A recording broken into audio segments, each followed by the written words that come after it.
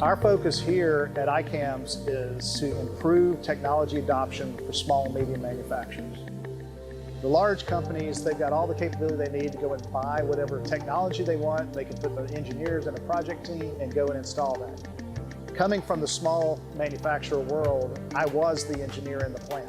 The digital manufacturing demonstration cell has been an idea of mine since 2018. When I sat in the chair in the Hurco cell and you did a scan of my head and gave me a coin, I said, this is cool. I need to figure out how to bring this into academia.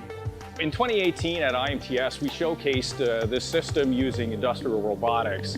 Since then, collaborative robots have taken off in the market for the reasons that they are simple to program, they're safe to use, and we've established ProCobots as a division of Hurco companies.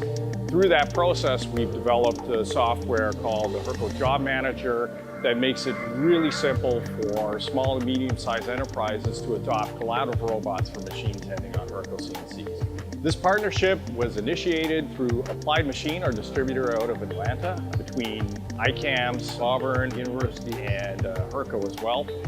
Having Hurco as a partner is excellent for Auburn University with their IMTS demonstration, bringing that here so we can show digital manufacturing, where we're going from a unique model like someone's face and head to an actual machine product. That's really special, and that can go beyond just scanning heads. We can start scanning parts and things like that. I think it's a great opportunity to work with Hurco, showcase their technology, and then share and spread it to the rest of the manufacturing.